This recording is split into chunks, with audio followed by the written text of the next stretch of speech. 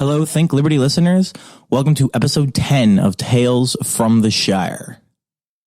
On this week's episode, I have sat down with Vermin Supreme. For those of you who do not know Vermin Supreme, he has been running a joke or a mock campaign for president for the last 30 years, roughly. He's run as a Republican. He's run as a Democrat on the platform of ponies for everyone and mandatory toothbrushing. And, we're going to develop time travel and everything's going to run on zombie power. These ideas that are crazy and insane and obvious jokes. He acts as a sort of mirror up against, the ridiculousness that is the duopoly of the Republican and the Democrat parties, which, most of my listeners are going to see as insanity. This year's a little different. This year he's running an actual very serious campaign for president. And so I went and saw him back on January 6th, go speak to a room of, it was about half members of the Libertarian Party of New Hampshire and about half college students, most of them from Virginia Commonwealth University, who were just up in New Hampshire for a different political convention to go hear a few different candidates speak on some issues. And they heard, Vermin Supreme's going to be speaking tonight at this bar. We should go hear him as well. And the engagement that I saw those kids have with the message that he was giving out, and it was kind of incredible and was kind of mind-blowing for a libertarian candidate.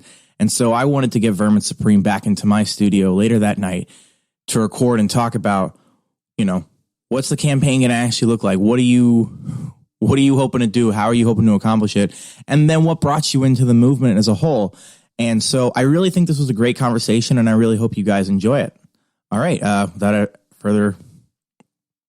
further introductions, welcome to episode 10 of Tales from the Shire.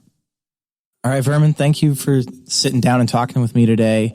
I wanted to ask you, so you've been running for president how many years has it been now that you've been running for president? It's safe to say 30 years. 30 years? It's debatable. I mean, in 87, I ran for mayor. For a number of years, I wasn't really running for president. I was running for stupid shit like mayor of the Eastern Seaboard, mayor of the Lower 48, emperor of the New Millennium. So they were sort of made up titles, but they definitely coincided with the presidential runs. And in 92, I started going up to the New Hampshire primary. Eventually, it just got to the point where it was ridiculous claiming that I wasn't running for president, because it was certainly taken away from media time presenting the other ideas of toothbrushing and such. All right. So you've run for president, and you've done it a couple times as a Republican. You've done it a couple times as a Democrat. Correct. What was the motivation in the past, like when you've picked one of those two parties when you try to get into their primary? Ultimately, it was about flying a flag of convenience. Primarily up in the New Hampshire primary, I would look at the field and sort of decide which one I could get more traction in. I always do well against incumbents. I came in third when I ran against Obama's re-election.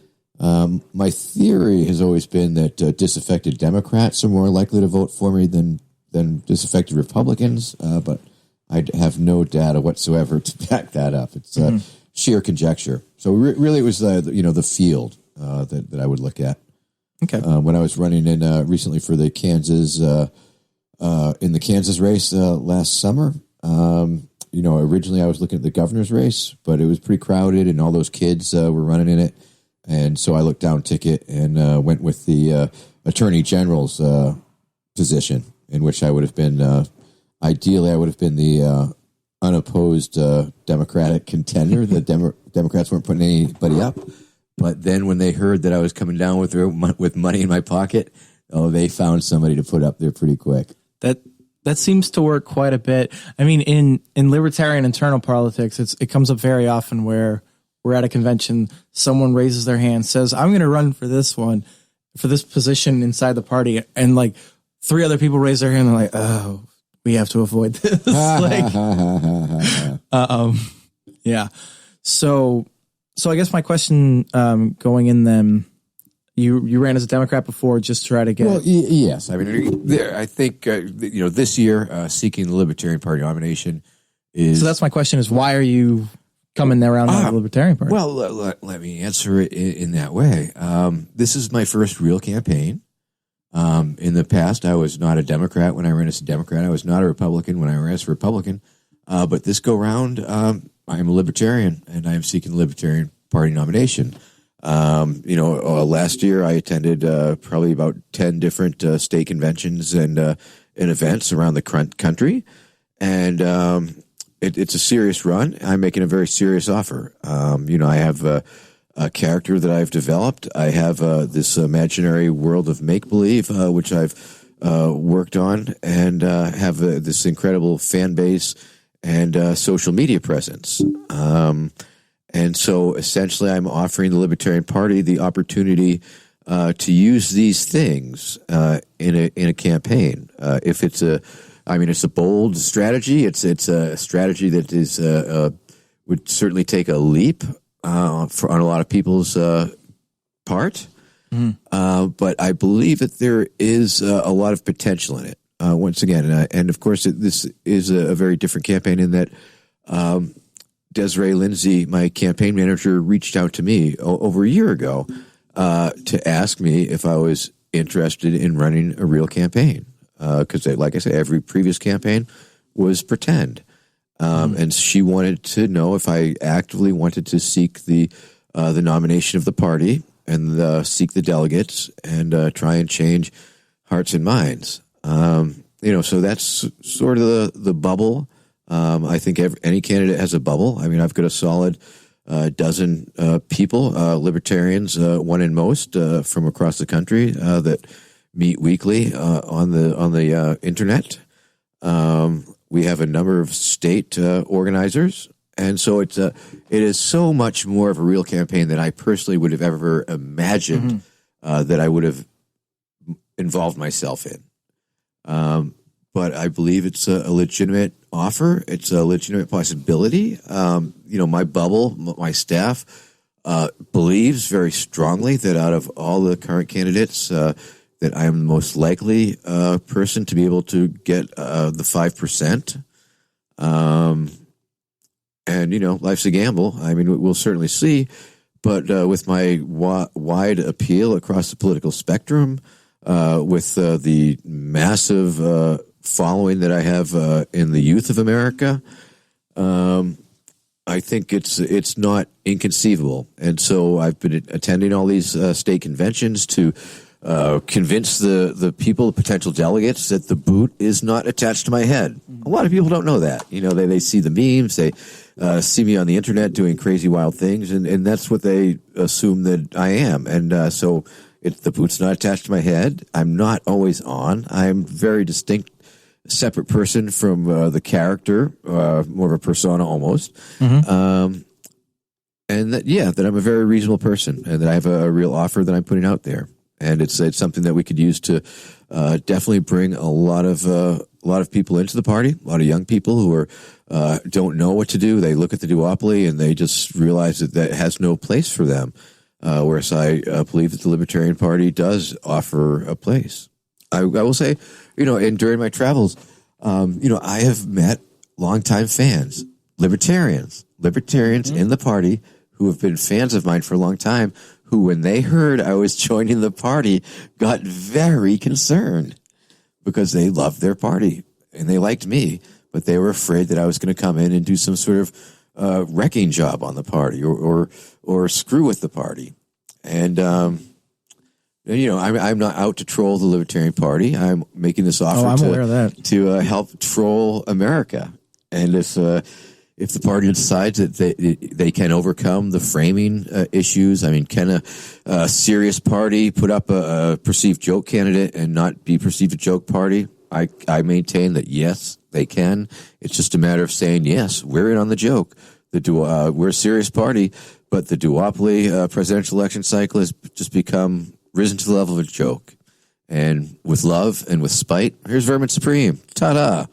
I think it could work. I mean, yes, there'd be plenty of explaining to go around. But I believe, like Larry Sharp has pointed out, any conversation is a good conversation.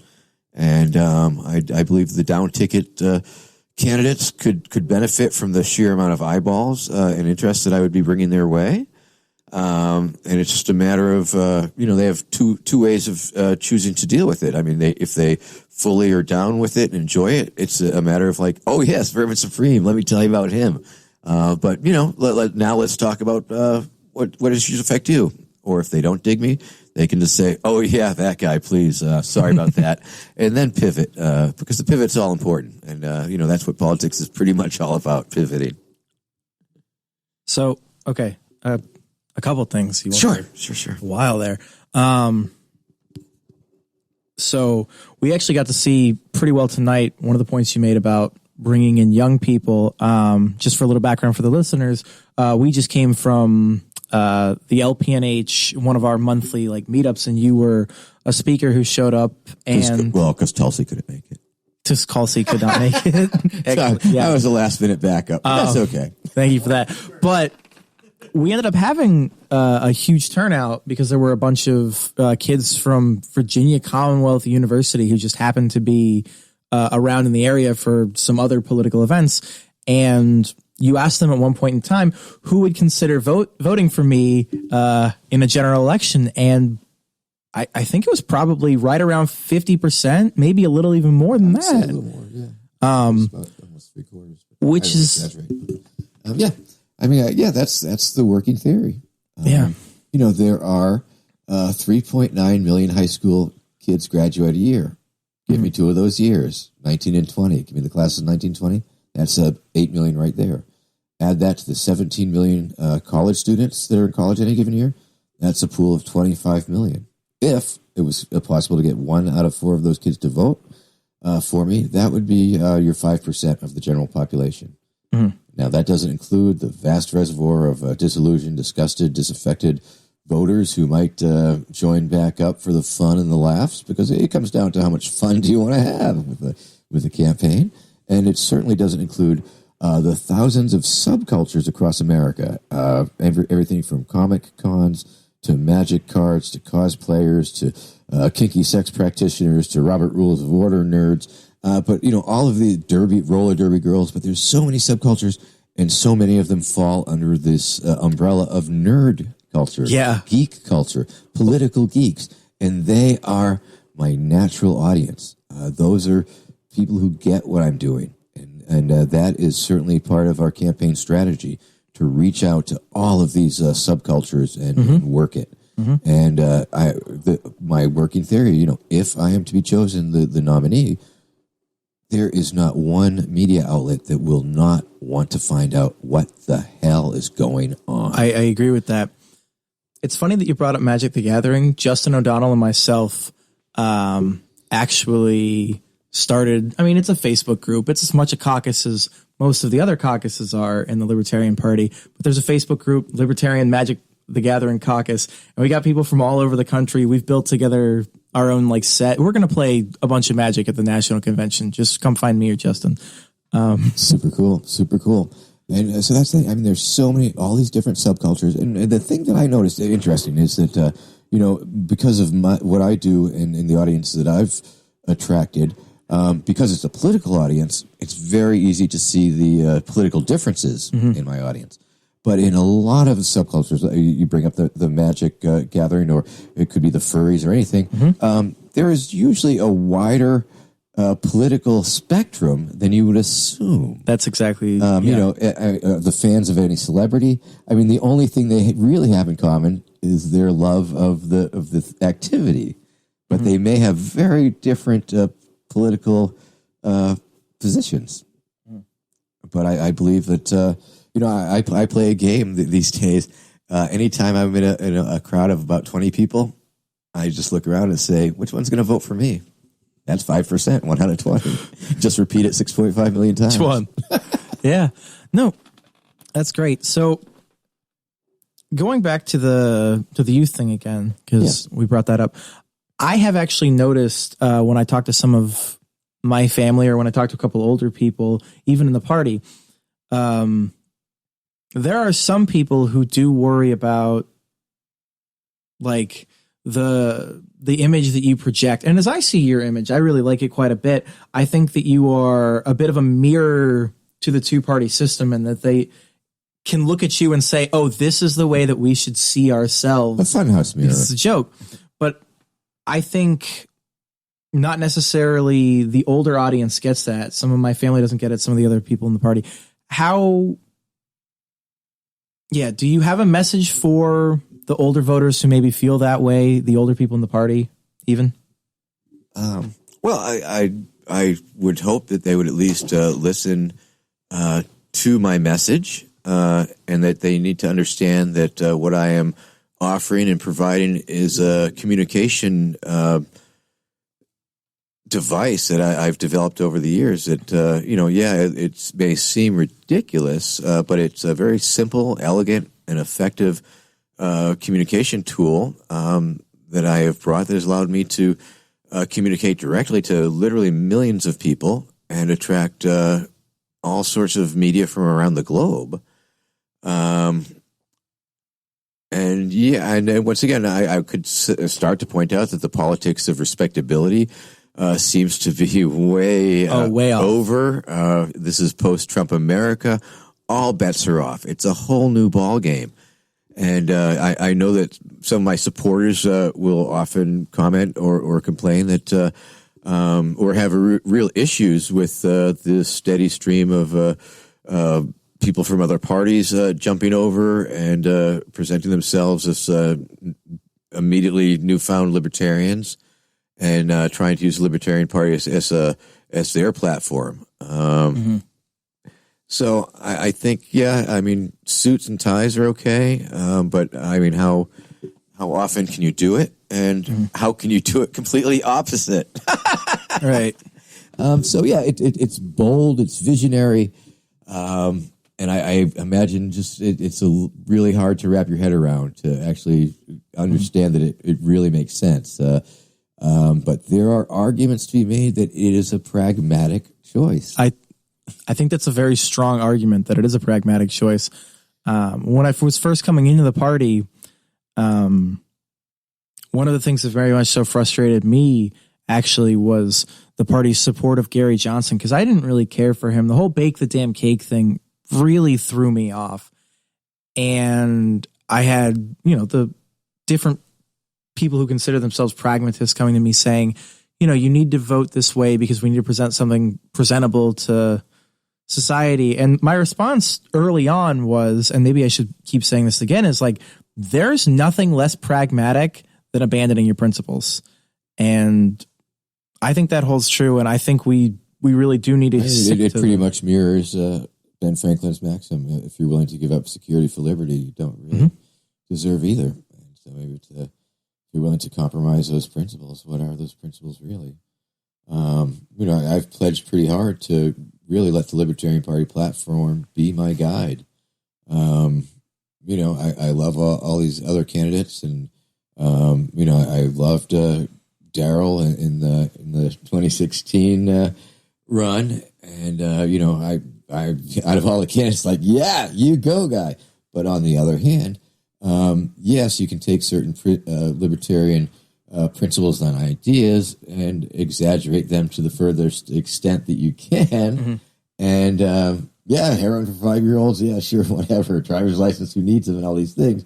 But I'm sure those are natural extensions of our principles. But people aren't ready for that sort of extremism. There's really only so far you can push the Overton window, I think, in a lot of these conversations. Yes, and so I believe it will behoove us to really just bring it back to the platform, because the platform defines a political party. And if I'm going to be fronting for a political party, if I'm going to be pimping, if I'm going to be shilling, then yes, it's going to be all about specifically what is covered by the platform, and not exaggerate it to ad absurdum. And let me tell you, I know a little bit about exaggerating things to absurdity, because that's a part of what I do.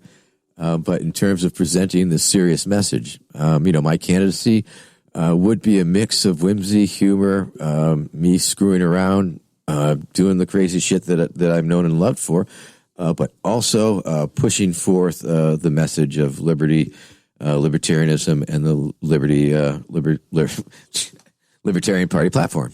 Yeah, I think we can all get on board with that. I noticed tonight when we had you out of character at the event, you did steer a lot of questions back to the platform.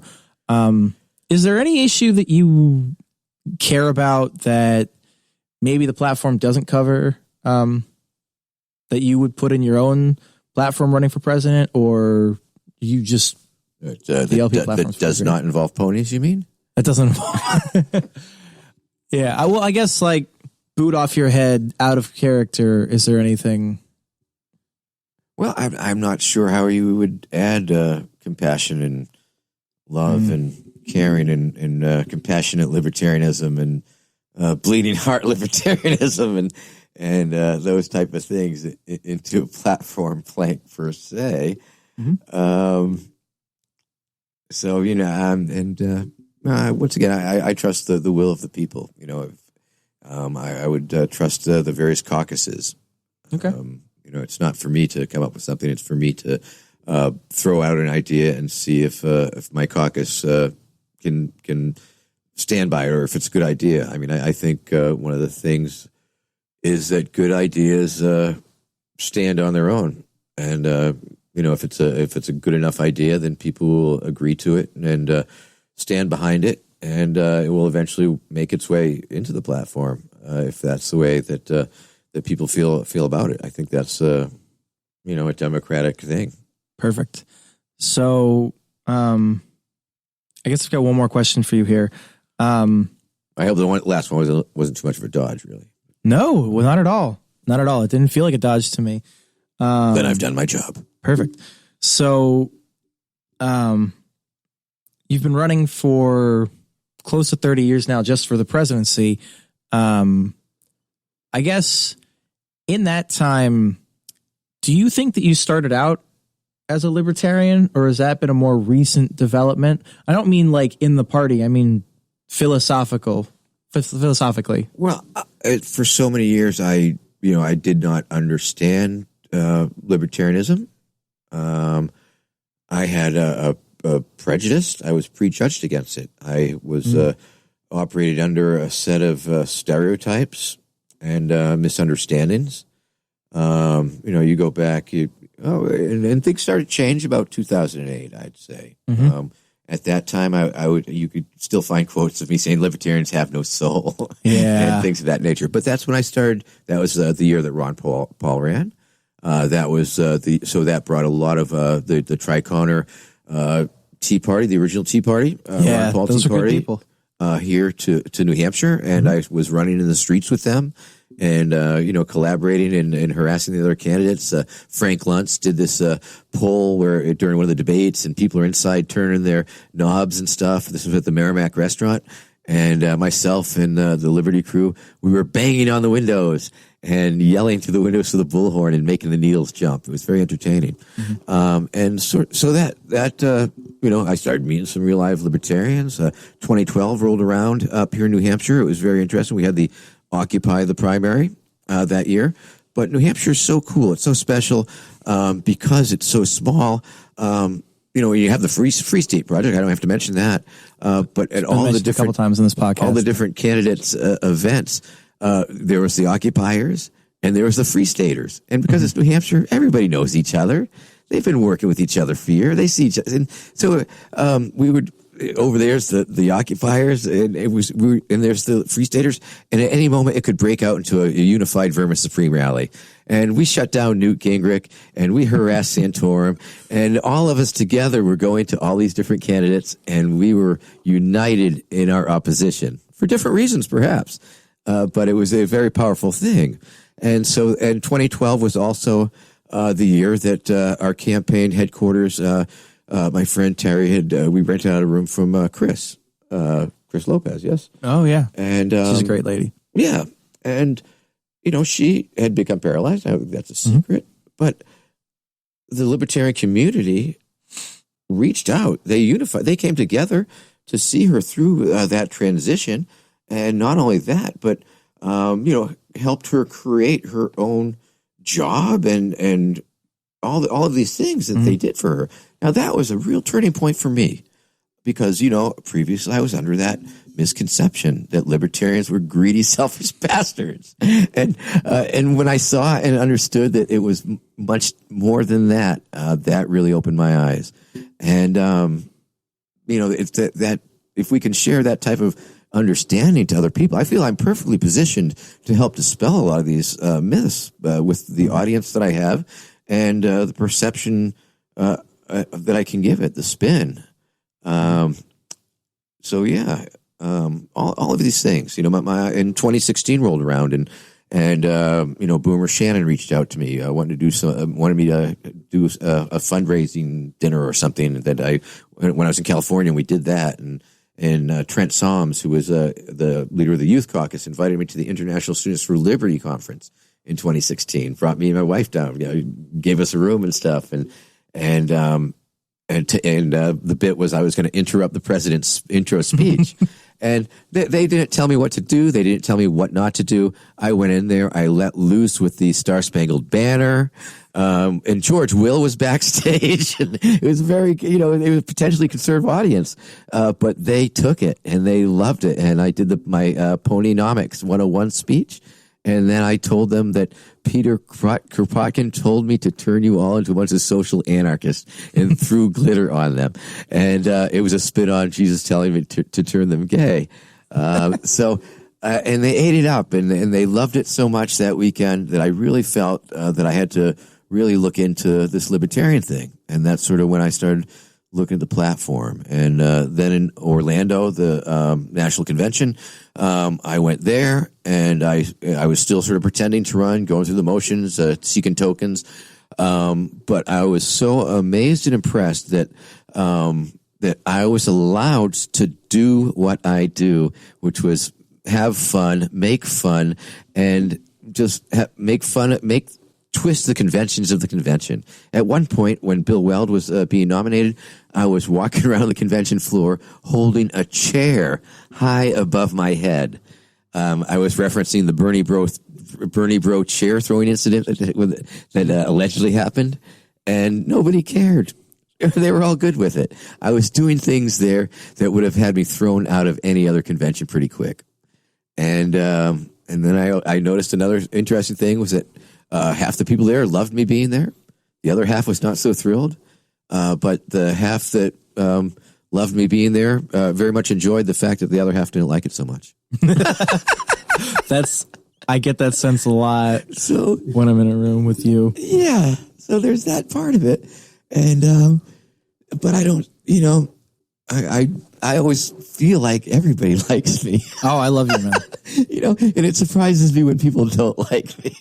And it's funny, but it gives me a reason to really try and convince them that I mean them no harm. It was like when I first announced in Arizona, I told Nicholas Sarwak, I intend the party no damage, and any damage that occurs, it's purely incidental. Mm-hmm. It's what happens when I ran as a Democrat. The Republicans were, oh, look at the crazy Democrat. When I was running as a Democrat, when I was running as a Republican, the Democrats were, oh, did you see the meme last time? There was a meme that went around. It was the meme of me in the boot, and it said, this is what Bernie Sanders looks like to sane people. It went out there. It went viral again, all over again. I mean, that's how I see Bernie Sanders. Like we said earlier, it's a mirror. And then it bounced back. Somebody recaptioned it. This is what Trump looks like. And it went around millions of times. So they both went viral, and it was the same image of me. So there's just some very interesting dynamics, and my campaign has always been one of infinite potential. Mm-hmm. And this year it's a different level. It's a much higher level. And I believe that if we all get on board and we all push it, I think it could be a full-on tidal wave. No guarantees. Life's a gamble. But it would definitely be one of the most different campaigns. The Libertarian Party this May is going to be given a very stark choice of 2 time streams. Which time stream's it going to be? Is it going to be the same old, or is it going to be the most fun you ever had? Well, I hope we have ponies. I hope whoever our nominee is, we have the most fun that we could ever have. Yes, But, yes. Thank you so much for sitting down with me. Is there anything else you would like to leave my listeners with that I haven't maybe asked you about? I don't know. I think we covered a fair amount of ground. Yeah, I think so as well. I'm just it's a sincere offer. And, I think we could make it work, and I think it would really change the face of American politics. Awesome. Thank you very much. Oh, and please check out the documentaries. Who is Vermin Supreme? That's on Vimeo. That's the documentary that Steve O'Derrick made at my 2012 campaign. And check out the trailer of Rod Webber's film, This is Vermin Supreme. Awesome. Check that out, and check out verminsupreme2020.com. That is the campaign website where you will find direct links to the Libertarian Party platform, my own takes on that platform, and all sorts of groovy stuff, and the merch store, and we got the Vermin merch, and it's a real campaign now. Raising real money, spending real money. It's crazy. The more I spend, the more I raise, the more I can spend. Send me money, people. We'll spend it foolishly. All right. Thank you very much. Legitimate campaign expenses, of course. All right, guys. I really hope you enjoyed that episode with Vermin. I hope you guys go check out his website. Check out any videos of him doing his insane stuff. Check out the documentaries that he mentioned at the end there as well. He's a very interesting guy. And I think he really deserves your eyes and your consideration. Yeah, I think this was a very constructive and a very informative interview. Not everything with him recorded is out of character, and so I really appreciated that because, I've seen his shtick probably 3 or 4 times now, and I appreciate everything that's going on, but at a certain point in time, I really do I love when I get to talk to him out of character, because I think that he's an incredibly intelligent guy. And so I hope you guys got that impression as well, and I hope you enjoyed this episode. Just as a quick reminder, please share this episode with all your friends and family on all the different social medias. Go follow Think Liberty on all the social medias as well, or, like and subscribe, or whatever the different thing is on that particular social media. Think Liberty should be on all of them. As well, I've also created a Facebook page for this podcast. Again, Tales from the Shire. I hope you remember the name if you're listening, but that's over on Facebook. You can find me. I've not really been posting much on it, but hopefully we'll get that increased. And then just as a quick reminder, I know it's only a week away, so this is a shot in the dark for a lot of listeners, but if you do happen to be in the Manchester area on the weekends of February 1st and 2nd, I am actually going to be speaking at Liberty Forum. And I would really love if people came by to listen to that. I'm going to be on a panel Sunday morning. It's either going to be 10 o'clock or 11 o'clock. I haven't gotten that information just quite yet. And it's going to be the title's going to be something along the lines of about how the FDA is killing people. But I'm planning on talking the whole time through, the history of the food pyramid and things like that, and where these things all came from, these nutrition and medical guidelines came from, that I think are ultimately hurting most Americans. And so I think that's going to be really fun. So if you're in Manchester, February 1st and 2nd, I'm going to be speaking on the 2nd, and I would really love if some of my listeners could come out. Outside of that, if you really, really enjoyed the podcast, you can find Think Liberty over on Patreon. If you just search for that and drop us a couple bucks, that'd be great. All right. Thank you very much for enjoying episode 10 of Tales from the Shire. I had a lot of fun making this one, and I hope you guys had a lot of fun listening.